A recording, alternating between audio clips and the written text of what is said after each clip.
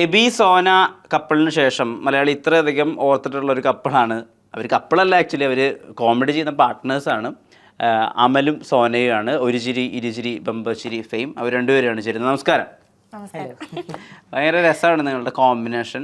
അതിൽ സോന ഭയങ്കര കുറച്ച് ഹൈ ആയിട്ട് പെർഫോം ചെയ്തുകൊണ്ടിരിക്കുന്ന സമയത്ത് നിങ്ങൾ കുറച്ച് താന്ന് പെർഫോം ചെയ്യും. ഇത് തുടക്കം മുതലേ ഉള്ളൊരു ഇതാണ്. അത് ചെയ്ത് വന്നപ്പോൾ കിട്ടിയൊരു ഐഡിയ ആണോ? ഇവരിങ്ങനെ അടിച്ചോണ്ടിരിക്കണം, നമ്മൾ ഇടയ്ക്ക് പോകുന്നൊരു കൗണ്ടർ അടിച്ചാൽ മതി?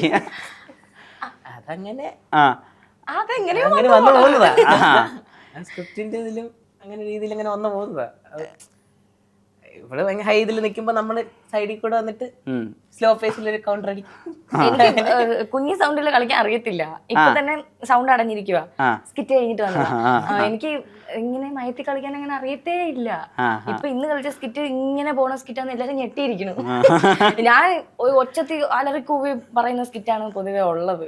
നമുക്ക് നോർമലി ഭയങ്കര ഒച്ചയുള്ള ഇതാണ് സ്കിറ്റാണ്. പക്ഷെ ഇപ്പൊ കഴിഞ്ഞത് കുറച്ച് ലോ പേസിൽ പോകുന്നതാ. അപ്പൊ അത് ഭയങ്കര ഒന്ന് രണ്ടെണ്ണം മാത്രം ഇങ്ങനെ ഒരു മയത്തിലൊക്കെ പോകുന്നത്. ഈ ഉർവശി ലൈറ്റ്, കൽപ്പന ലൈറ്റ് എന്നൊക്കെയുള്ള കമന്റുകൾ കാണാറുണ്ടല്ലോ, അത് കാണുമ്പോ എന്താ തോന്നാറ്? കാണുമ്പോൾ ഒരുപാട് സന്തോഷമുണ്ട്. നമ്മൾ എത്രയൊക്കെ ശ്രമിച്ചാലും അവരുടെ ഒപ്പം ഒന്നും എത്തത്തില്ല, അവർക്ക് പകരമാവത്തും ഇല്ല. പക്ഷെ നമ്മുടെ അഭിനയം കാണുമ്പോഴോ അല്ലെങ്കിൽ നമ്മുടെ മുഖം കാണുമ്പോഴോ ആൾക്കാർക്ക് അങ്ങനെയൊക്കെ തോന്നുന്നുണ്ട്. അവര് കുറവ് നികത്തും എന്നൊക്കെ പറയുമ്പോൾ അവരുടെ ഒരു പ്രതീക്ഷയിൽ നമുക്കൊരു സന്തോഷം. അങ്ങനെയൊക്കെ എത്തിച്ചേരാൻ എനിക്ക് സാധിക്കട്ടെ എന്ന് എൻ്റെ ഒരു പ്രാർത്ഥനയും കൂടെ കൂട്ടത്തിൽ. നിങ്ങളുടെ ഒരു സ്റ്റേജിൽ ചെറുപ്പം മുതലേ പെർഫോം ചെയ്യുമായിരുന്നു? അതോ സ്കൂളിലും കോളേജിലൊക്കെ പഠിക്കുമ്പോൾ സ്റ്റേജിൽ ഇങ്ങനെ പെർഫോം ചെയ്യുന്ന ആളുകളായിരുന്നോ?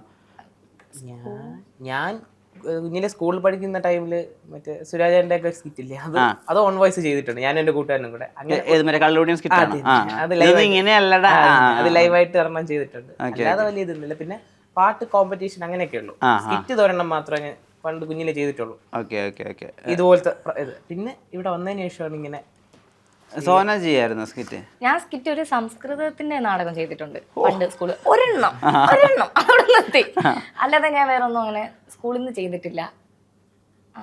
അതിന്റെ ഡയലോഗ് ഓർമ്മയുണ്ടോ സംസ്കൃതത്തിലത്തെ?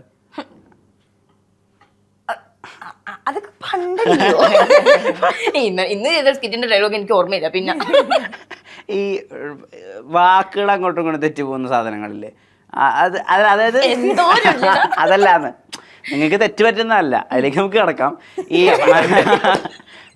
മനഃപൂർവ്വം തെറ്റി പറയുന്ന സാധനമല്ല. അതിൽ പോലീസുകാരനും കാമുകിയും സ്കിറ്റ് ഉണ്ടായിരുന്നല്ലോ. അപ്പൊ അതില് പറയുന്ന ഒരു സാധനമാണല്ലോ, എടി കള്ളപ്പന്നി, എടി കള്ളിപ്പെണ്ണെ, അങ്ങനെ തിരിഞ്ഞു പോകുന്ന സാധനങ്ങളല്ലേ. ഇതൊരു ഗ്രൂമേഴ്സിന്റെ എത്ര മാത്രം പങ്കുണ്ടാവും? അല്ലെങ്കിൽ ഇത് നിങ്ങൾ തന്നെയാണോ ആ ഡയലോഗ്സിന്റെ ഒക്കെ ഒരു പിന്നില്? ഗ്രൂമേഴ്സിന് വലിയ പങ്ക്.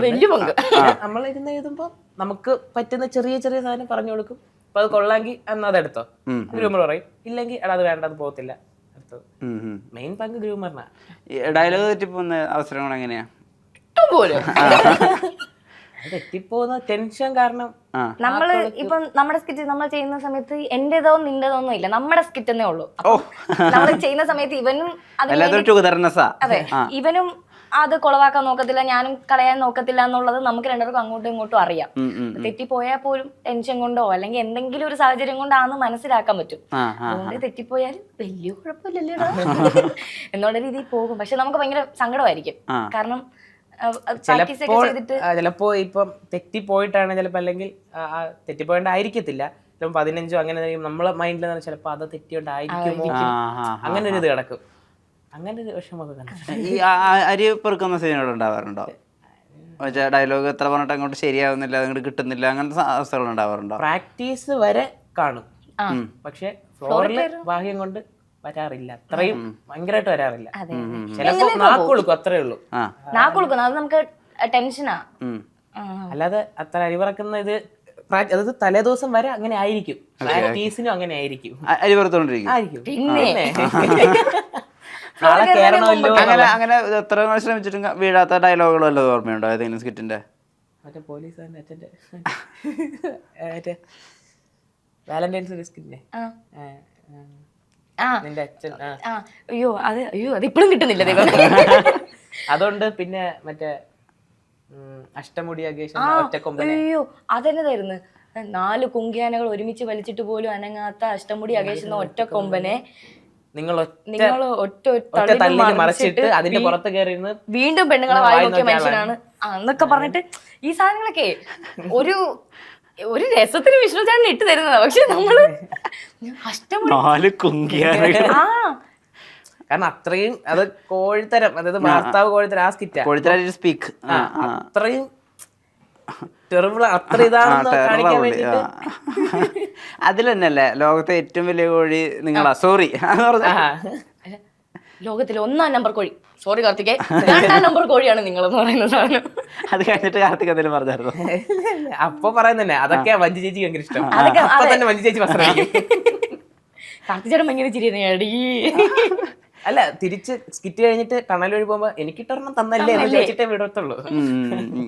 ഈ ഇപ്പൊ നമ്മള് ഒരു കാര്യം ടൈമിങ്ങിന് വന്ന് വീണില്ലെങ്കിൽ പിന്നെ തമാശ ഭയങ്കര ദുരന്താണല്ലോ.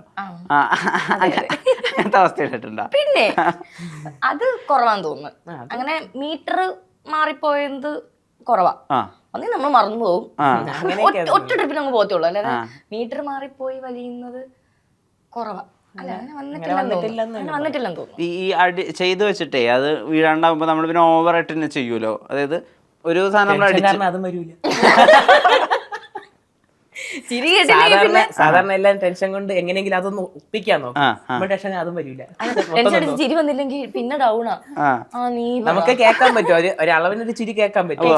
നമ്മൾ പ്രതീക്ഷിക്കും ഇന്നതിനൊക്കെ ചിരിക്കും, ചിരി ഉണ്ടാകും എന്നൊക്കെ. പക്ഷെ നമ്മൾ കളിക്കുമ്പോൾ അവിടെ ചിരി വന്നില്ലെങ്കിൽ നമ്മള് പക്ഷെ നമ്മൾ കളിക്കുന്നുണ്ടായിരിക്കും, പുറത്ത് കാണുമ്പോൾ ടോട്ടലി ഡൗൺ ആവും. ഈ ചിരി പ്രതീക്ഷിച്ചിട്ട് ചിരി വീണില്ല, എന്നാൽ വീഴാത്ത സ്ഥലത്ത് പ്രതീക്ഷിക്കുന്ന സമയത്ത് ഭയങ്കര ചിരി വീഴുന്നത്, അങ്ങനത്തെ ഐറ്റം വല്ലതും ഉണ്ടോ? നമ്മള് സ്കിറ്റ് കിട്ടി കഴിയുമ്പോഴേ നമ്മള് പുറത്ത് ഒരുമാതിരി നമുക്കിപ്പം കുറച്ച് പേരുണ്ടല്ലോ, ടീമുണ്ട് നമ്മുടെ, എല്ലാരും ഒരേപോലെ നമുക്ക് ഫാമിലി പോലെ അല്ലേ. അപ്പൊ നമുക്ക് സ്കിറ്റ് കിട്ടി കഴിയുമ്പോൾ നമ്മൾ അവരെ പോയി ഇങ്ങനെ കളിച്ച് കാണിച്ചു കൊടുക്കും. അപ്പൊ ഇവര് ഓരോ സ്ഥലത്ത് ഇങ്ങനെ ചിരിക്കും. അപ്പൊ നമ്മള് നോട്ട് ചെയ്ത് വെക്കും നമ്മുടെ ഇവിടെ ചിരി വരും, ഇവിടെ ചിരി വരും, ഇത് നല്ലതാണെന്നൊക്കെ ഓർത്ത് വെച്ചിട്ട് നമ്മൾ ഫ്ലോറിൽ പോയി ചെയ്യുന്ന സമയത്ത് ചിലപ്പോൾ ആദ്യം ഇവര് ചിരിച്ചതിന് ചിരി വരും, പ്രതീക്ഷിക്കാത്തതിന് ചിരി വരും. അപ്പൊ നമുക്കൊരു ഇത് കയറും. അപ്പൊ നമ്മൾ അടുത്തത് അതിന്റെ പവറിൽ കൊടുക്കും. ഭയങ്കര ഒരു എനർജിയാ കളിക്കാൻ ഒരു സുഖം. ഈ മഞ്ജു ചേച്ചി ഈ ബസർ അടിച്ച് കഴിഞ്ഞിട്ടുള്ള ആ സമയം ഉണ്ടല്ലോ, അപ്പൊ തൊട്ട് ശരിക്കും ഈ ടെൻഷൻ, ആ ബസറിന്റെ ശബ്ദം കേൾക്കുമ്പോഴാണ് നിങ്ങൾക്ക് ടെൻഷൻ തുടങ്ങുക? ബസറിന്റെ സൗണ്ട് നമ്മൾ കേൾക്കില്ല. മറ്റേത് നമുക്ക് ചിരി, ഫ്ലോറ് മൊത്തം ചിരിയാണെങ്കിൽ നമുക്ക് ഭയങ്കര എനർജിയാ. നമ്മള് അത് വേണമെങ്കിൽ കുറച്ച് പതുക്കെ കളിച്ച് കയറ്റാൻ നോക്കും. നമുക്ക് ഉദ്ദേശിച്ചത് ചിരി കിട്ടിയില്ലെങ്കിൽ നമ്മള് പതിയെ പിന്നെ എങ്ങനെയും തീർത്താ മതി എന്നുള്ളതായിപ്പോ അങ്ങനെ ടെൻഷൻ ആയിട്ടുണ്ട്. ഈ ഇപ്പോൾ സ്കിറ്റിനകത്ത് തന്നെ ഇപ്പോൾ നിങ്ങൾ ചെയ്യുന്ന പല കാര്യങ്ങളിലും നിങ്ങളെക്കാളൊക്കെ ഏജിന് ഒരുപാട് മേലെയുള്ള ക്യാരക്ടേഴ്സിനൊക്കെ ചെയ്തിട്ടുണ്ടല്ലോ. ഇപ്പോൾ വയസ്സായ അമ്മൂമ്മ, അതൊക്കെ അതിൻ്റെ വോയിസ് പിടിക്കാന്ന് പറയുന്ന ഒരു ഏരിയ ഉണ്ടല്ലോ. ഇപ്പം മൂത്ത മോൾക്ക് കാലടിയിലെ മണ്ണ് കൊടുത്തു, അപ്പോൾ പറയില്ലേ കാലടിയിലെ മണ്ണില്ലാണ്ട് അവൻ എയറിലാണ്. അപ്പോൾ ആ മോഡുലേഷനൊക്കെ അത് കറക്റ്റ് ചെയ്യുന്നത് ശരിക്കും ആരാ? പറയും അത് നീ തീരെ ഇത് ചെയ്യണ്ട, കുറച്ച് മോഡുലേഷൻ കൊടുത്താൽ മതി. തീരെ ചിലപ്പോൾ ഡയലോഗ് അവർക്ക് കേൾക്കാൻ പറ്റത്തില്ല. കൃഷ്ണേട്ടൻ പറയും നീ കുറച്ചിട്ട് നിന്റെ വോയിസ് പകുതി വേണം, അതുപോലെ തന്നെ കുറച്ച് ഏജ് ആയെന്നും തോന്നിക്കണം എന്നുള്ള രീതിയിൽ ചെയ്യാൻ പറയും.